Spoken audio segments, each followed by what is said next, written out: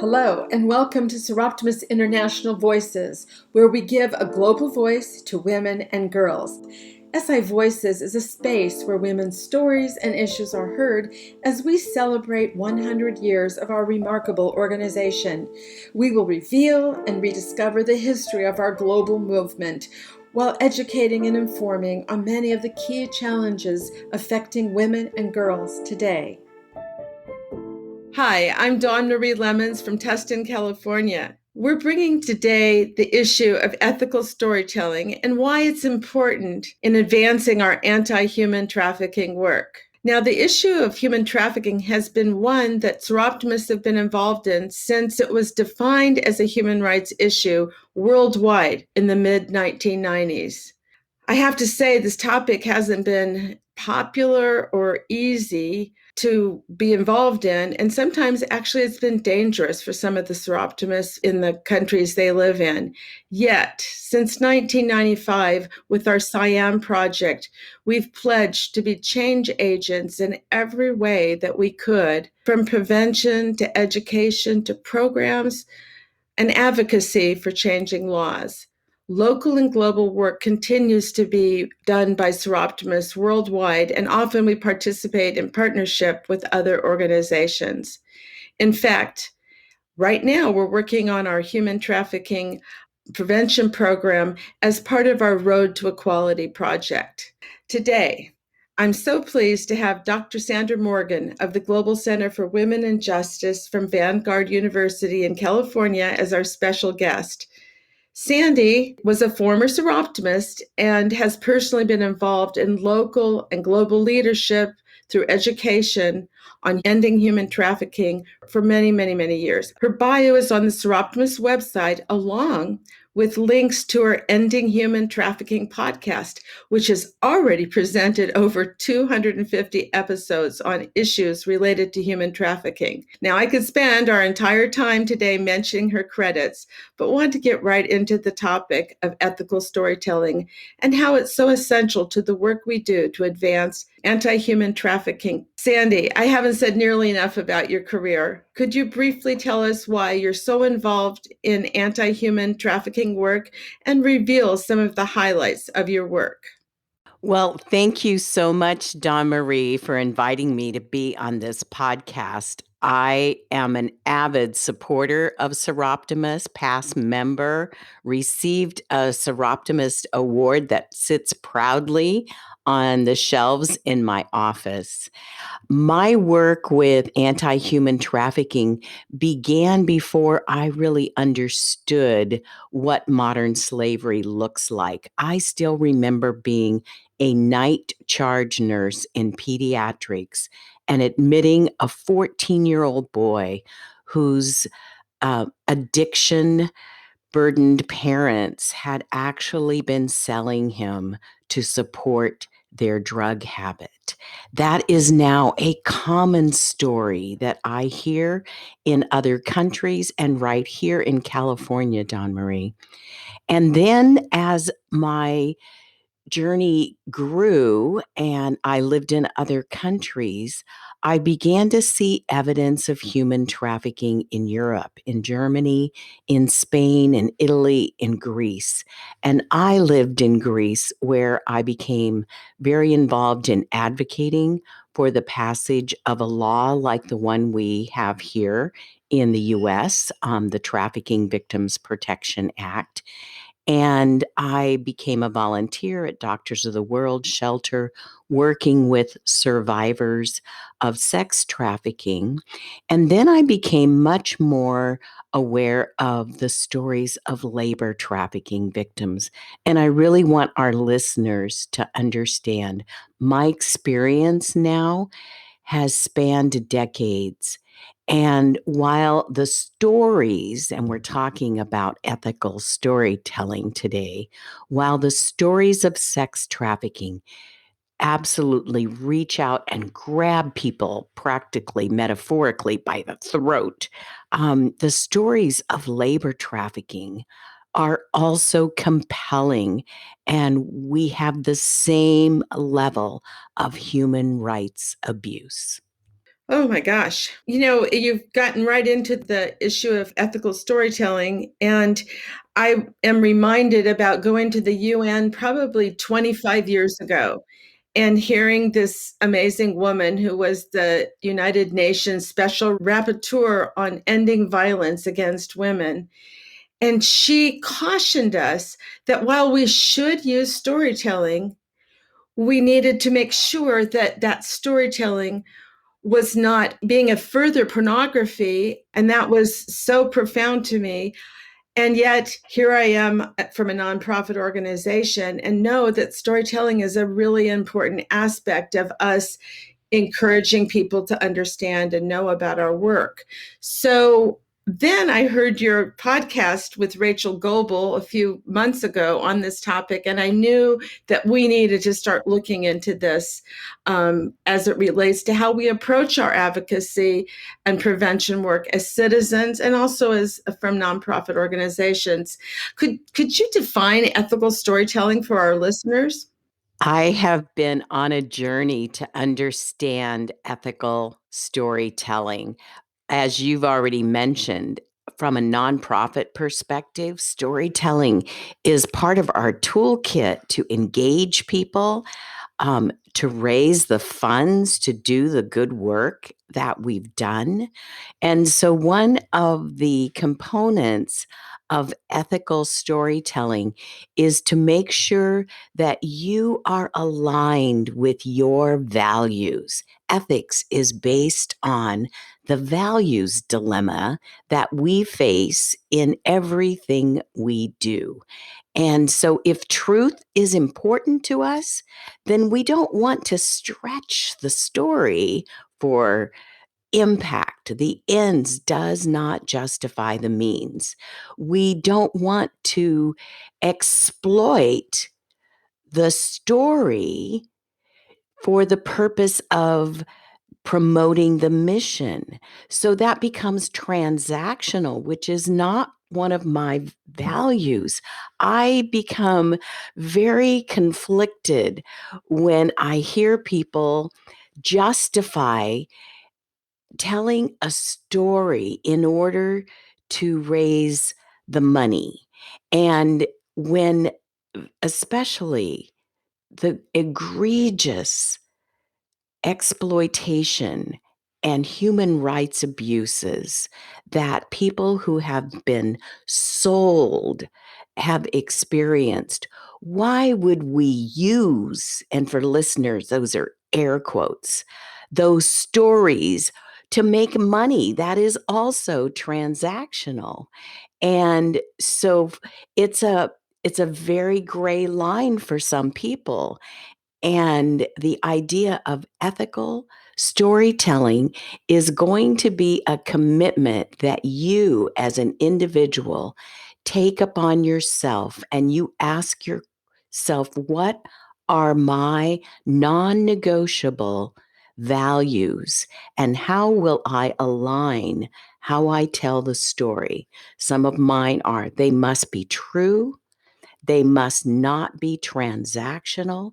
They must respect the individual, the integrity, the wholeness of that individual, and they must do no harm to that individual.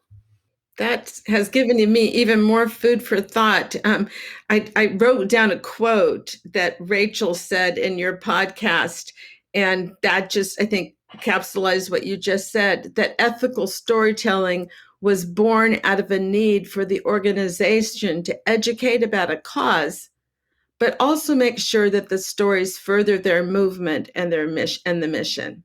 And I thought that really puts the onus on the organization to make sure that we have ethical practices as individuals and as organizations as well. We're going to go a little bit also into consent in a moment. Just before we get into that, I was really taken with the example that Rachel gave on the project she was involved in called the Sold Project.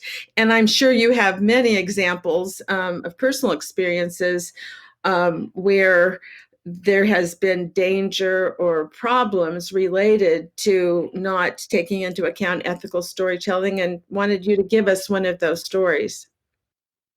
Let me tell you about a young woman who, when she turned 18, the nonprofit organization that was providing residential aftercare for her brought her a consent form and brought the cameras in so that she could tell her story and they would be able to use that story for fundraising.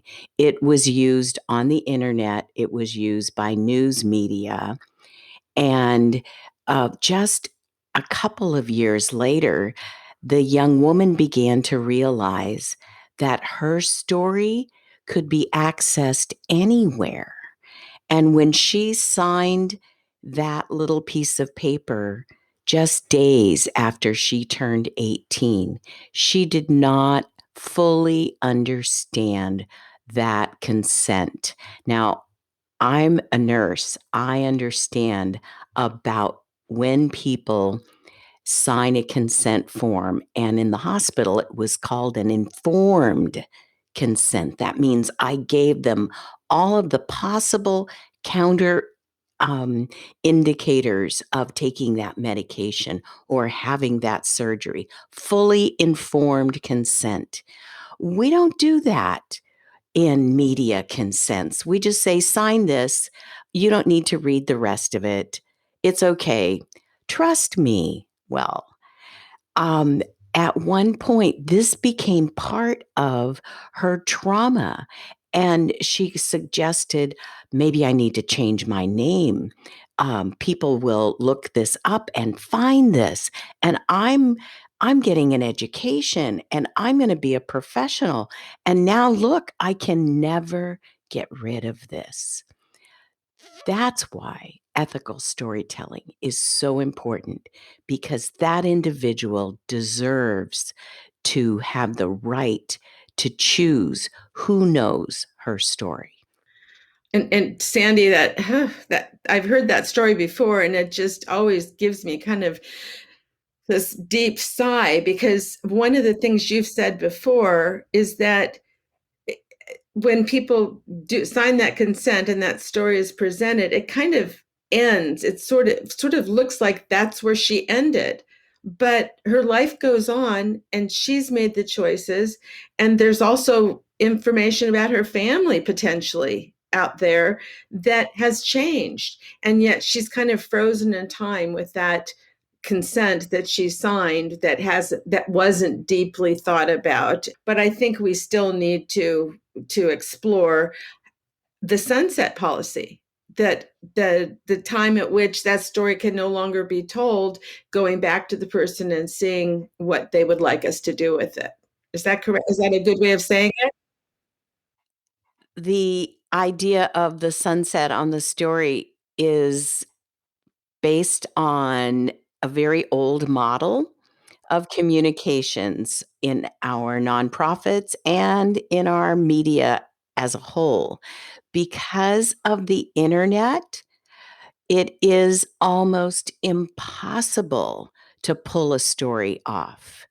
And another one of our survivors here in Orange County, and she's written her story so that this is very public. And I really suggest that you read Hidden Girl by Shima Hall, who was a child labor trafficking victim. I love her story because it's a scholastic book. So you can start teaching these principles to kids in school. Scholastic books are sold at middle schools. But in Shima's story, the media told her story. The media took pictures. Other people grabbed them from the internet. They showed up on their web pages, in their books. And I'll never forget one particular image that when Shima told her story and the news media were there and taking pictures, she did not want them to use, they caught her. She wanted them to tell the story. And this is important ethically. What the person wants to tell is what needs to be our focus, not what we want to show.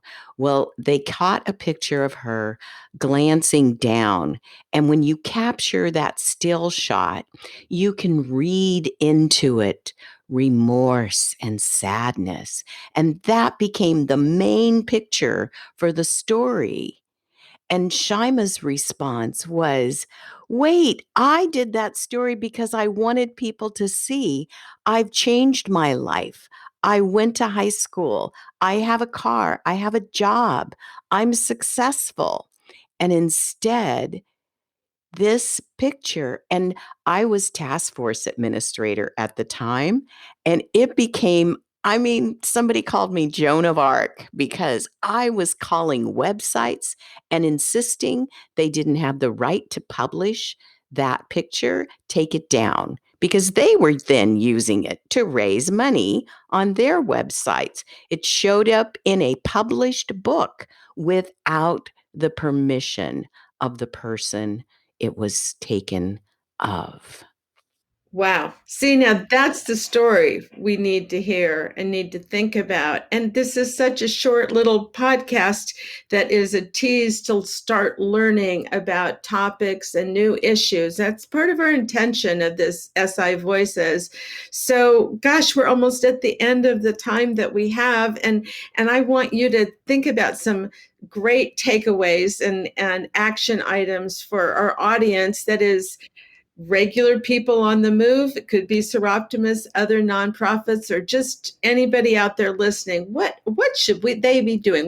Should we be doing, Sandy? Define clearly what your values are. Your values become the baseline for your ethical decision making. And when those values collide with real life choices, you need to already have a plan for how to engage that. When your values collide with the mission, and you have to choose between a person and a program, then you already needed to know that people over programs is one of your values. You already need to know that the truth over making more money is your value. And when those ethical values are clearly stated, then making the decision is much easier and it protects the long term vision and mission of your organization. And it contributes to building a culture of respect and value for every human being. Absolutely. And I think that's part of our ethic with our organization is be knowledgeable before you take action. And actually the thing you haven't said as much, and I want to say it, is join the organizations that are the professionals, that are ethical, that have programs. Part of what we do, and all of us that are listening right now can do, instead of creating new ways of solving things, go and help the organizations that are already on board, that have the work, that have the connections. Find out what they need and go support them. You may, I'm sure, if you're really involved in it, you may find some really creative and interesting aspect of it, but start with the professionals that know what they're doing. So I think that's just about the end today. And Sandy, I could talk to you all day, and sometimes I have. But I'm so happy that you joined us today and presented a little window into this very, very important topic of ethical storytelling. And I want to remind you that there are many, many podcasts that address many, many aspects of human trafficking and other work that you might want to do with the endinghumantrafficking.org podcast. So please look that up. And thanks for joining us today. You've been listening to SI Voices, a podcast hosted by Soroptimist International. Follow us on social media for our latest news and updates at Soroptimist Global on Facebook and Instagram, and at SoroptiTweet on Twitter. You can also check out our website, soroptimistinternational.org. Please join us next time on SI Voices.